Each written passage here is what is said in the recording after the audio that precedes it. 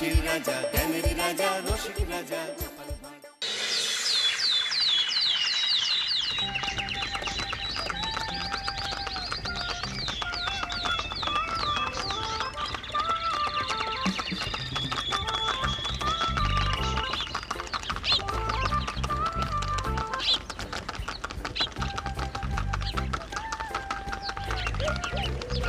অনেক দিন পর বেশ লাগছে বন ভ্রমণ।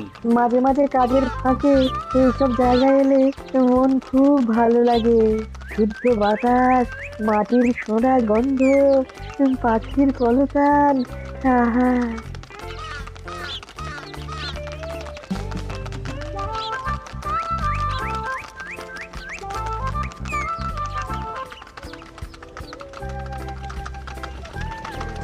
মহারাজের রথ থামছে। আমরা এইখানে বসে আজ রাজকার্য পরিচালনা করব। মন্ত্রী, তুমি ঝটপট এখানে বসার বন্দোবস্ত করে দাও। আমি এক্ষুনি ব্যবস্থা করে দিচ্ছি মহারাজ। এই এখানেই আমাদের বসার জন্য ছাউনি করে দাও। এক্ষুনি করে দিচ্ছি মন্ত্রী মশাই। এরা বসার জায়গাটা করে দিক, ততক্ষণ আমরা একটু হেঁটে আসি।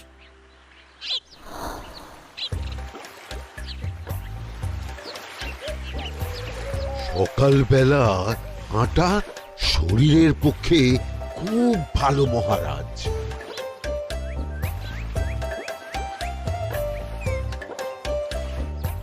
আগেকার দিনে রাজা মহারাজরা এই সব বনে মৃগয়া করতে আসতেন। মৃগয়া একদম ভালো নয় মন্ত্রী। তুমি জঙ্গলে আসছো অন্য প্রাণীদের মারতে। কেন মারবে? ওরা তো তোমার কোনো ক্ষতি করেনি। না, তা করেনি, কিন্তু তখন ওটা রাজা মহারাজাদের খেলা ছিল। শুনেছি আপনার প্রপিতামহ খুব ভালো বাঘ শিকার করতেন, অনেক বাঘ মেরেছেন। মন্ত্রী, তুমি একটা কথা হয়তো জানো না। আমার প্রপিতামহ শিকার করতেন, কিন্তু কোনো স্বাভাবিক জানোয়ারকে নয়, যে বাঘ মানুষ খেকো হয়ে প্রজাদের ক্ষতি করত। আমার প্রপিতামহ সেই সমস্ত বাঘদেরই মারতেন। এছাড়া উনি বন্য প্রাণী সংরক্ষণ করতে বড়ই ভালোবাসতেন।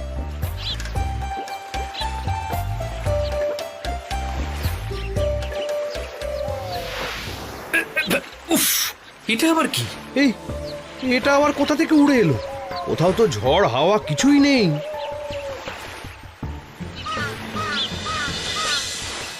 একটা ধাঁধা মহারাজ, এই কাগজে লেখা। ধাঁধা? পড়ো দেখি। জোয়ার ভাটা প্রভুর খেলা, ভাটা হবে হলে বেলা। ভাটা হলেই দেখা যাবে লাল রঙের এক পাথর পাবে। নদীর ধারে গর্ত করে যত্নে সাজাই কলস ভরে। হেথায় হোথায় ছড়িয়ে যাহা, অন্ধকারে জলে তাহা। ঢুকলে চক্ষু ঝলসে যাবে, হাতের কাছে ঘন্টা পাবে। ঠিক ঘন্টা বাজলে পরে পড়বে ঝরে থরে থরে। ঘন্টা যদি হয় ভুল, যেন তুমি হারাবে কুল। ঠিক ঘন্টা চিনতে হলে নকশা দেখো চক্ষু খুলে। সিন্দুক দেওয়ালে হাত দাও, আসল ঘটনা জেনে নাও। ওরে বাবা, খুব দীর্ঘ ধাঁধা। তা মন্ত্রী, তুমি কিছু বুঝলে? এটা একটা গুপ্তধনের নকশা। এর মধ্যে গুপ্তধন কোথায় আছে তার একটা ধারণা দেওয়া আছে। গুপ্তধন? ওটা আমাকে পেতেই হবে, পেতেই হবে। দেখি দেখি একবার কাগজটা দাও। গোপাল, কাগজটা আগে আমার হাতে দাও, দেখি ভালো করে। এখন নদীতে জোয়ার চলছে গোপাল। একটু পরেই ভাটা শুরু হবে। হ্যাঁ, ভাটা না হলে কিচ্ছু বোঝা যাবে না। এখানে স্পষ্ট লেখা আছে, ভাটা হলেই দেখা যাবে লাল রঙের এক পাথর পাবে। তার মানে আমাদের ভাটা হওয়া পর্যন্ত অপেক্ষা করতে হবে। না, সময় নষ্ট না করে ধাঁধাটার সমাধান করতে শুরু করি। ভাটা হলে একটা লাল রঙের পাথর দেখা যাবে, এই পর্যন্ত পরিষ্কার আছে। বুঝতে হবে ওর পর থেকে। পড়ো গোপাল, চলো আমরা সবাই বুদ্ধি লাগাই। নদীর ধারে গর্ত করে যত্নে সাজাই কলস ভরে। এটার অর্থ, ধাঁধাটা মাথায় বসিয়ে নিয়েছি, এবার কে কি বলবে সেটা শুনতে হবে। চলো গোপাল, আমরা ধাঁধা যেমন যেমন বলেছি তেমন তেমন ভাবেই চলি। চলুন মহারাজ, এখন আমাদের দেখতে হবে লাল পাথর। কোথায় আছে লাল পাথর? চলো চলো সবাই, চোখ কান খুলে আমরা নদীর পাড় ধরে হাঁটি। আমি একটু তফাতে হাঁটি। গুপ্তধন আমাকে একা পেতে হবে। ভাটা হলেই দেখা যাবে লাল রঙের এক পাথর পাবে। আমাকে চোখ কান খোলা রাখতে হবে। লাল পাথর, নদীর চড়ায় লাল পাথর দেখতে হবে। লাল পাথর, লাল পাথর। ওটা কি? এই তো লাল পাথর, লাল পাথর। ওরা অনেকটা এগিয়ে গেছে, ওদের আমার দিকে নজর নেই। এই সুযোগ, এই সুযোগ, একা একা গুপ্তধন নিয়ে পালাবো।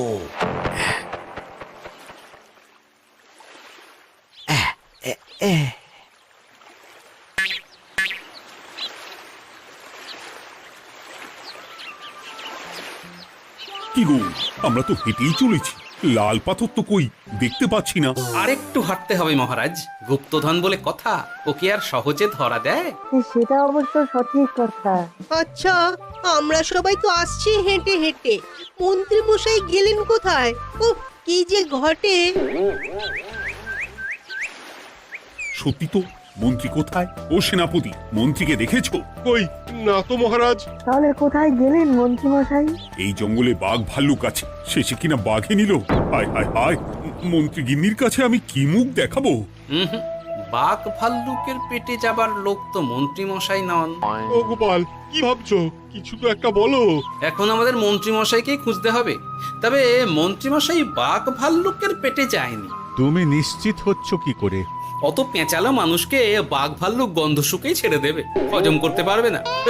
না না না, এখন রসিকতা করার সময় নয়, আমাদের মন্ত্রীকে খুঁজে বার করতেই হবে। কোথায় গেল মন্ত্রী? চলো চলো, গুপ্তধন মাথায় থাক, চলো মন্ত্রীকে খুঁজি। মন্ত্রী কোথায় গেল কে জানে। একবার পুরো ধাঁধাটা ঝালিয়ে নি। ভাটা হলেই দেখা যাবে লাল রঙের এক পাথর পাবে। ভাটা হয়েছে, লাল রঙের পাথরের মাথায় চাপ দিয়ে গুহার মুখও খুলেছি। এবার নদীর ধারে গর্ত করে যত্নে সাজাই কলস ভরে। এটাই তো ঠিক বুঝতে পারছি না।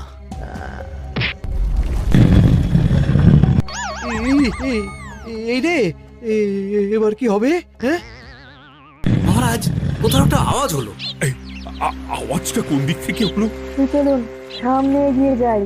আমার মনে হয় আওয়াজটা সামনের দিক থেকে এলো। আমারও তাই মনে হলো।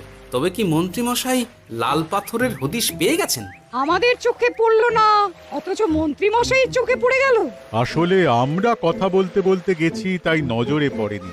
মন্ত্রী মশাই একা একা আমাদের পেছন পেছন আসছিলেন। উনি ইচ্ছে করেই আমাদের পেছনে পেছনে আসছিলেন। নিজে একা গুপ্তধন নিয়ে যেতে চেয়েছিলেন, এখন কোথায় আছেন কে জানে।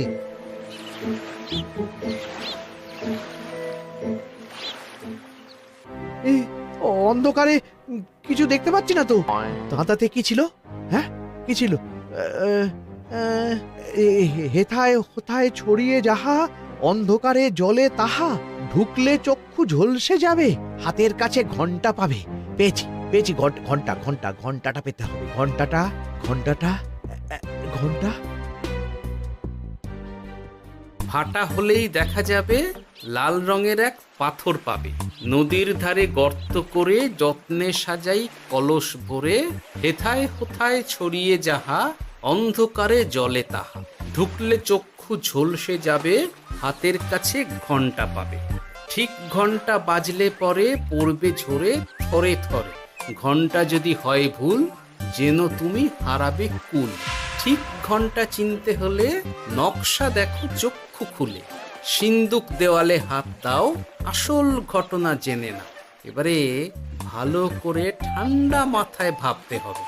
ভাটা হলেই দেখা যাবে লাল রঙের এক পাথর পাবে। সেই লাল পাথরটাই তো খুঁজে পাওয়া যাচ্ছে না, অথচ মন্ত্রী মশাই খুঁজে পেলেন। আওয়াজটা কোথা থেকে আসছিল? এই কাছে পিঠে এই কোথা থেকে আওয়াজটা আসছিল।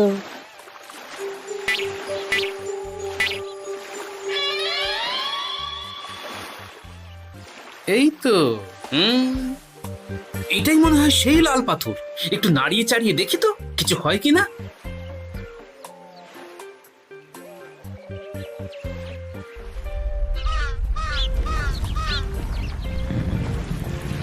এই তো কাজ হয়েছে। এই তো সুড়ঙ্গ,